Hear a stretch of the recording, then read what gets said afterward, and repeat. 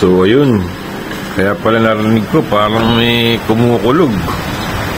Umuulan pala ngayon dito sa Qatar. Kumukulog at kumikidlat.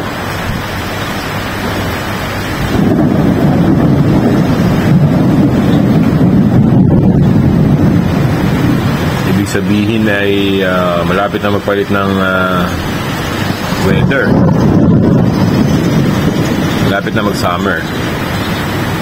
So yung sinasabi ko dati sa mga nakarang vlog ko na after ng ulan or ng matinding sandstorm, magpapalit na siya ng weather.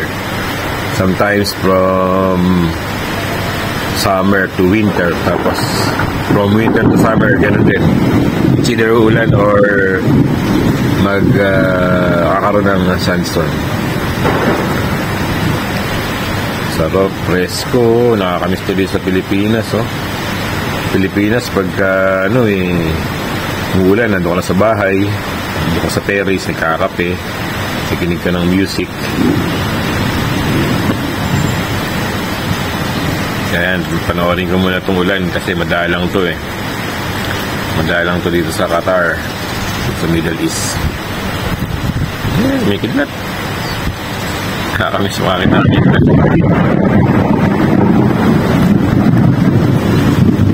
Mga ibon, mga W sa puno.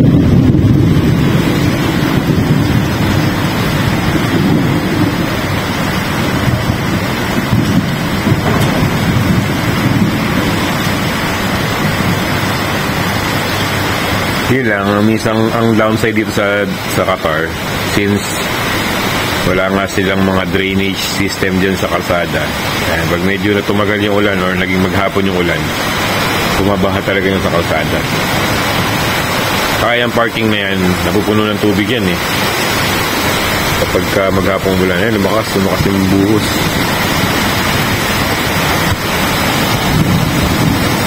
Ayun, sarap maligo sa ulan. Ligo kaya ako sa ulan.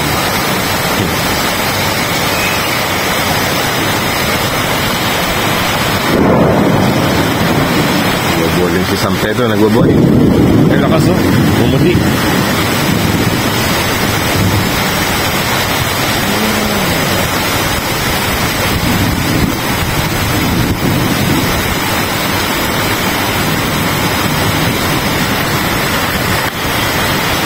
Harap maligo, may kasamang hangin, no?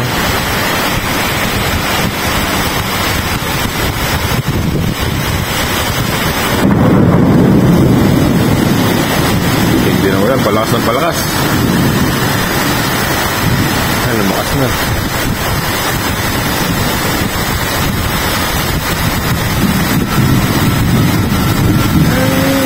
Maanggi.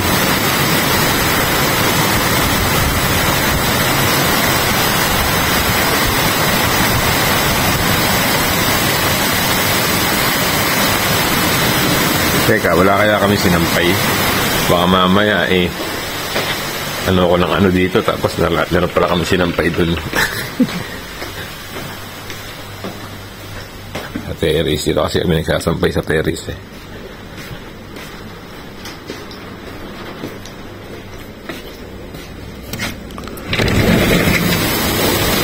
Ano kaya ito?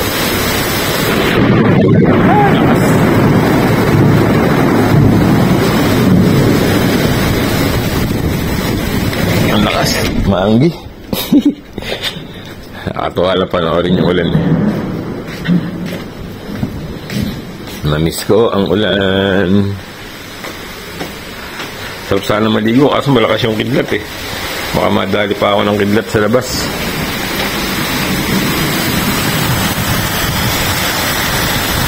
Yun, nag-aasin-asin na yung kalsada oh.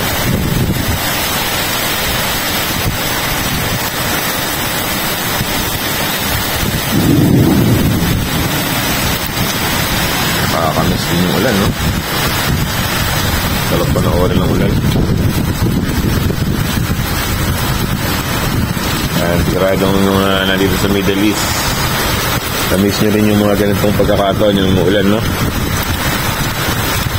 lakas maka-throwback or tawag doon.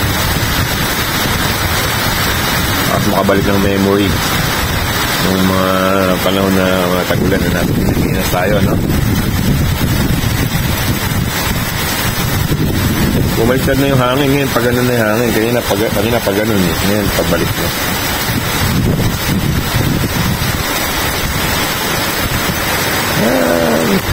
Palamig na dito sa Qatar. Ang bilis. So, kita nyo, sinasabi ko kaninang parking, nagkakaroon na siya ng tubig, Yan ang problema dyan kapag tumagal yung ulan. Napupuno ng tubig talaga yung mga kasada kasi walang drainage system.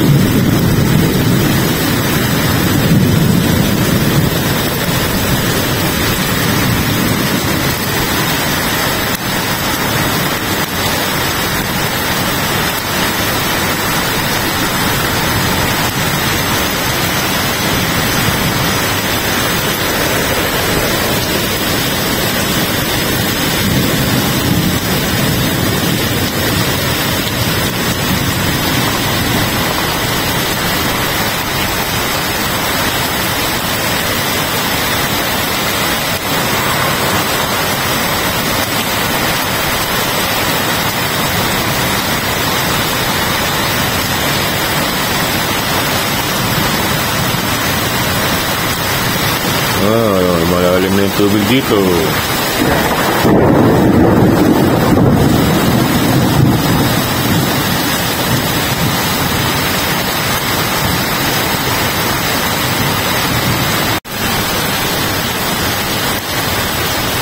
Ito yung kotse, Lubog na yung gulong niya.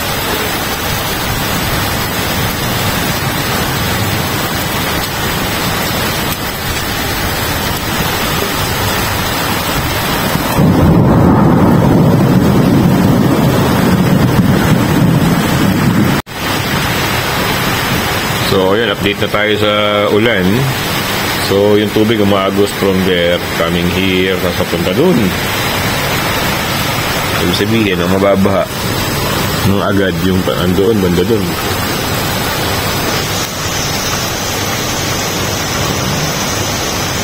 Yan yung gulong ng kotse.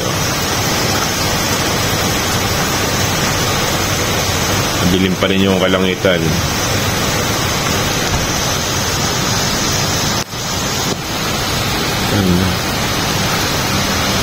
Mukhang medyo magtatagal yung ulan na to, pero medyo humina na.